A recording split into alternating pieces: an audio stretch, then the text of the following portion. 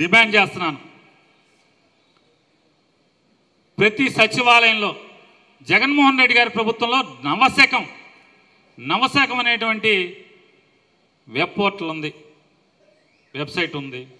దానిలో రాష్ట్రంలో ఉన్నటువంటి ఈ 31 లక్షల మంది జగన్మోహన్ రెడ్డి గారు చెప్తున్నాడు కదా, ఇళ్ళు లేని నిరుపేదలకు 30 లక్షల పైచీలకు మందికి ఇచ్చామని, వాళ్ళందరి అర్హుల జాబితా ఆ నవశకం లిస్టులో ఉంది. ఇవాళ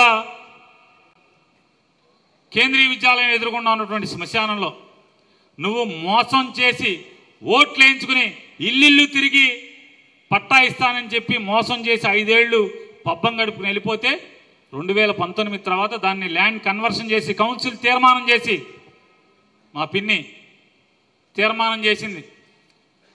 మా పిన్నితో పాటు ఉన్నటువంటి 44 కార్పొరేటర్లు అందరూ కలిసి తీర్మానం చేశారు, ఏకగ్రీవ తీర్మానం. ఆ తీర్మానం ఎంఆర్ఓ ఆఫీస్ పంపించి అక్కడి నుంచి ఆర్డీఓ కలెక్టర్కి వెళ్ళిన తర్వాత collector land conversion change of land use approval ఇచ్చిన తర్వాత దాన్ని పట్టా తయారు చేసి పంచిపెట్టడం జరిగింది. దేనికి? నీ నవశకంలో ప్రతి సచివాలయంలో ఎంక్రోచ్మెంట్ లిస్టుతో సహా ప్రతి పట్టా ఎందుకున్నాయి? చివరి నిద్రపోస్తే కొంచెం కునికేసేయండి. ప్రతి పట్టాతో సహా ఎందుకు ఉంది? మన దొంగ పట్టాలు అయితే ఎందుకు అఫీషియల్గా నీ రెవెన్యూ రికార్డ్స్లో ప్రతి లబ్ధిదారుడి పేరు 20,000 పైచీలకు, మున్సిపాలిటీలో ఉన్న 20,000 పైచీలకు లబ్ధిదారులతో పాటుగా 819 ఎంక్రోచర్స్ లిస్టు కూడా ఎందుకు ఉంది? రెగ్యులరైజేషన్ ఆఫ్ ఎంక్రోచ్మెంట్స్ అనే ఒక నంబర్ ఇచ్చి ఎందుకు జరిగింది అని అడుగుతున్నా. ఎవడిచ్చాడు దొంగ పట్టాలు? ఎవడికేం అవసరం? నీ ఆఫీసులో ప్రింట్ అయ్యి వస్తాయి కదా,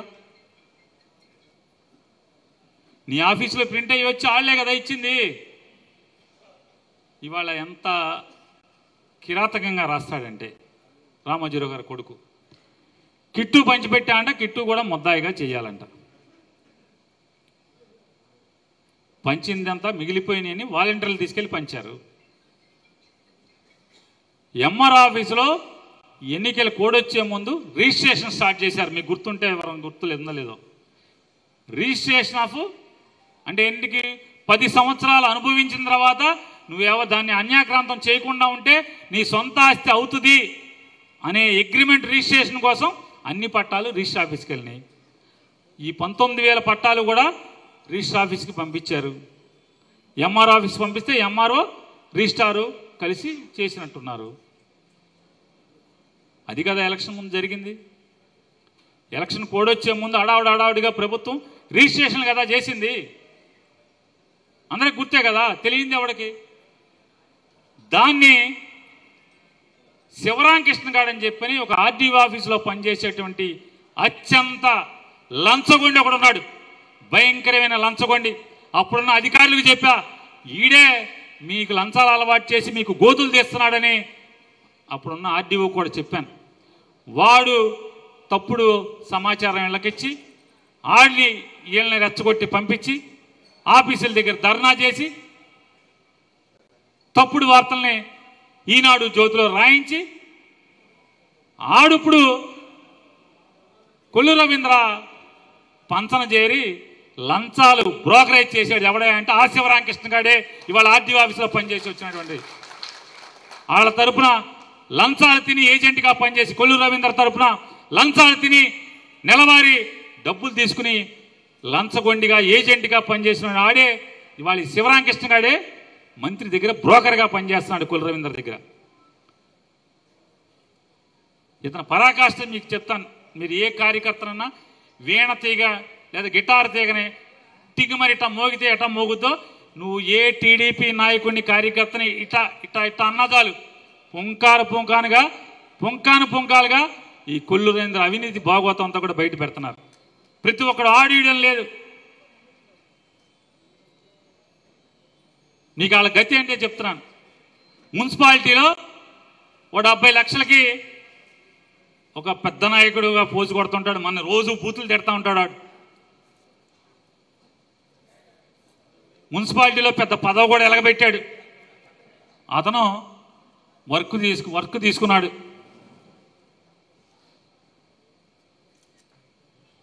టీడీపీ టైంలో అమ్మ కొల్లు రవీంద్ర మంత్రిగా ఉన్నప్పుడు, కొనకళ్ళ నారాయణ ఎంపీగా ఉన్నప్పుడు పైపుల పని తీసుకుని నా వర్క్ తీసుకుని పని చేసేసి బిల్లు దిక్కి కమిషనర్ దగ్గరికి వెళ్ళారు. ఇప్పుడున్నాడు కమిషనర్ ఒక ఉన్నాడు కదా, 3 మొక్కలు. ఆ కమిషనర్ దగ్గరికి వెళ్తే మంత్రి మేడం గారు కానీ చెప్తే చెక్కు రాసేస్తానండి అని చెప్పాయంట. సరాసరి బండి వేసుకుని మంత్రి గారి ఇంటికి వచ్చేసారు. మంత్రి గారి ఇంటికి వస్తే మంత్రి గారి ఇంటికాడ ఆయన లేడు, ఉండాల్సిన వాళ్ళు ఉన్నారు.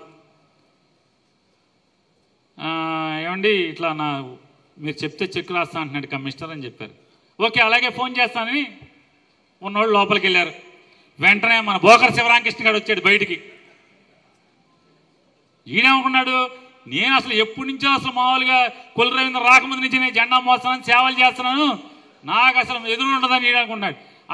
ఈ బోకర్ శివరామకృష్ణ గారు బయటకు వచ్చి 2% కొడితే ఫోన్ చేస్తా అన్నారు, క్యాష్ కొట్టమన్నాడు. ఈడు మామూలుగా ఈడు చచ్చిపోయాడు. పక్కన పోజ్ ఇస్తాక పక్కన కూడా ఉన్నాడు. పోనీ ఎవడో లేకపోతే సరిపెట్టుకునేవాడు. వెంటనే గబగబా ఇంటికి వెళ్ళి తీసుకొచ్చి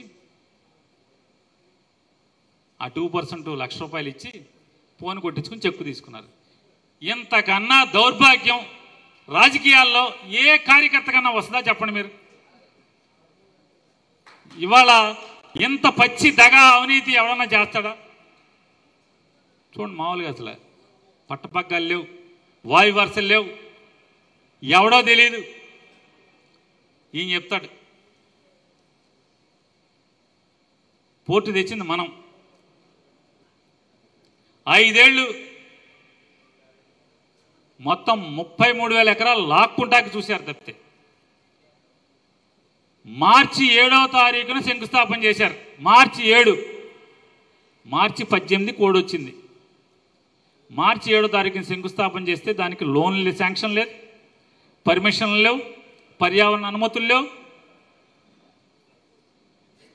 మనం జగన్ గారు జూన్లో కదా వచ్చింది. మరి జూన్ దాకా ఏమన్నా ఇంత పని పారడ పని చేశారా అని అడుగుతున్నాను. పార తీసి